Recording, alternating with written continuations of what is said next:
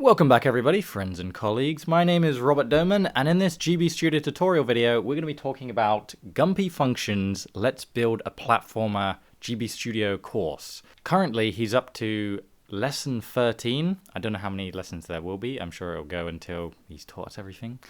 But basically, like we're seeing behind us, he's teaching us how to make a platformer game in GB Studio to a very high quality, to a very high standard.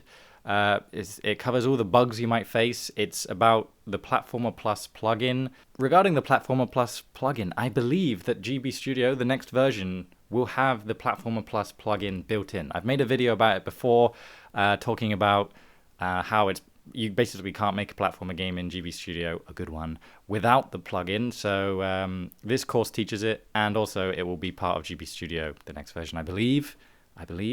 I'm just going to start by playing the game that is currently, up to lesson 13, and you can see what you're in for with it. I won't play the beginning part. I'll play a lesson near the end, like the obstacles, because I'm sure if you clicked on this video, you want to see the platforming in GB Studio. So let's jump into this level, and I think it's the B button to run.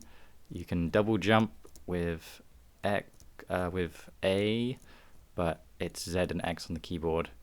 And basically we have these tiles that drop down, and they respawn. We can collect, we can collect coins, and there's also eggs to collect as well that give us upgrades. But this is actually quite hard. Harder than I expected. But what we can do is refresh, and then I can show you the next level, and the level is the enemies level.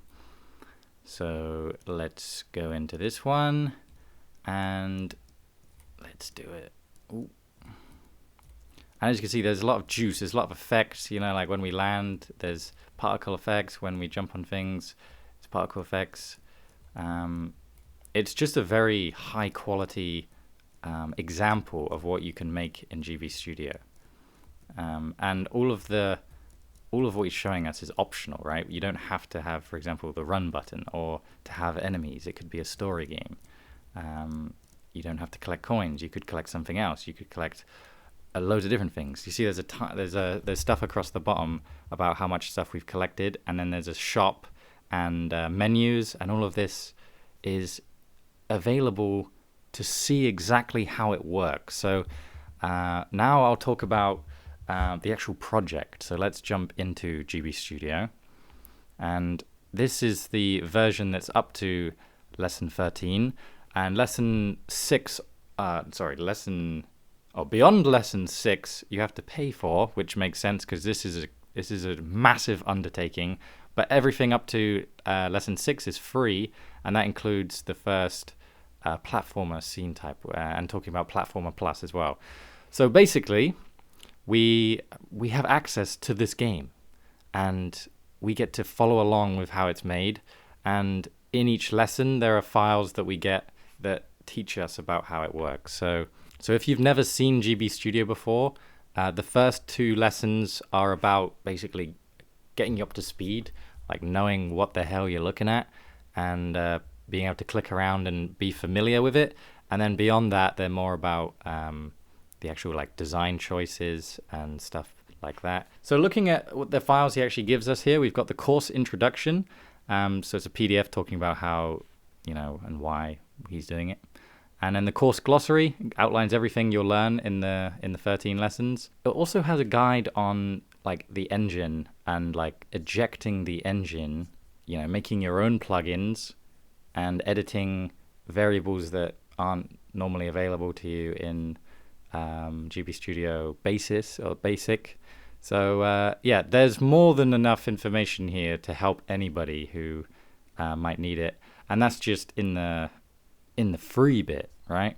And then when we go into the actual lessons, we have it split into 3 different types. So the first one is the beginner lessons. So that's lesson 1 and 2. It's about setting up the title screen and preparing an options menu. And that might not seem very glamorous when you're trying to make a platformer game, but to make a platformer game, if you don't know how to use GB Studio, we will be very overwhelming.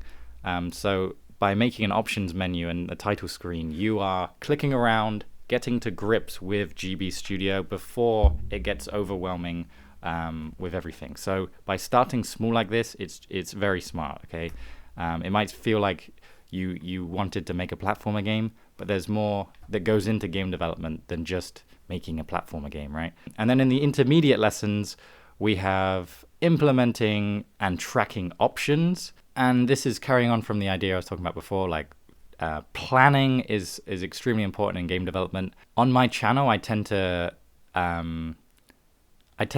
show off more prototyping practices, like experimenting and finding new ideas. But with this, it's more like, okay, I intend to make a game, and this is a very smart and professional way of doing it that won't waste my time, right? So if you are serious about making a game, or a platformer game specifically in GB Studio, I would definitely recommend checking this out.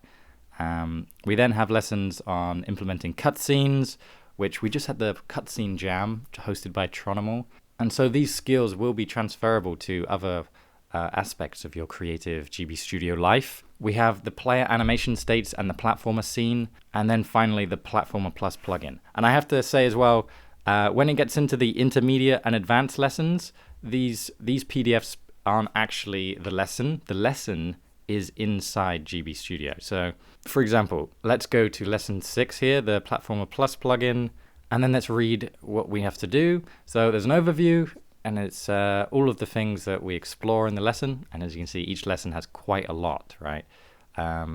Then the lesson directions, what you need to do. You need to play through this part of the game. So when you start the game, it says lesson 6, and you can skip to that level. And then you have to read the instructions below, and then you can jump into the project file and read the concept covered in the lesson. And so let's see. So tutorial scene on initiate. Let's go find that and show you how it works. So let's go find the tutorial scene. Here he is. And then we have here lesson 6, fixing the head bonk problem, implementing background parallax. And if we go down here as well, we've got the Platformer Plus plugin. And we also got, you can also see there's the other one. So this is lesson 5 here. So when you have lesson 13, the likelihood is that you'll have all of the information available at once, which means that if you are more advanced, you can more easily get ahead. And you can also go back to the lessons you might want to catch up on, right, very easily. So in general, there is actually quite a lot to read. It took me a few days to read all of this, depending on obviously how much time you have each day. But this isn't a small undertaking, right? This is very polished and professional, covering almost everything and talking to you, not talking down to you, right? It's really helpful. Everything is commented in a smart way so that you can understand how things work. So if you have no idea what GB Studio is right now, this is your first step, your second step, and your last step, like in likelihood, of how to make a GB Studio game. However, the one thing it doesn't teach you to do is artwork. It has a couple links to other tutorials about how to make music.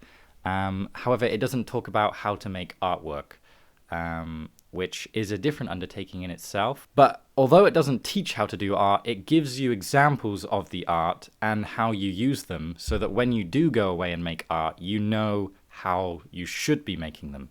So I think at least it does that, right? It doesn't just blindly chuck in art and then say that use this. It's saying why it works and how best to use it. And hopefully by picking up on those rules, you'll be able to make your art as useful as the artwork and assets that he's using. So in overview, I think everybody should be reading this. I learned quite a bit from this. There are a few things I didn't know, and also just having it available that I can refer to. Like, for example, the exporting the engine code. I've never done that. I've never needed to do that, but maybe now I know how to do that, I will do it just to experiment like I say I do, and find some new techniques for you guys and share them with you, right? So by having this information, the world is opening up to us. This community is pretty good, guys. I love you guys. You guys are the best. So yeah, check out the Let's Build a Platformer game course by Gumpy Function on itch.io. Support him and read all of the lessons. Let's support him, guys. And thank you for supporting me. Thank you to my patrons. I'll put you guys up on the screen right now. Remember to like the video if you like the video. Subscribe if you haven't already. And let me know what you want to see in the next video and what you thought of this one. And on that note, I'll say goodbye. Goodbye.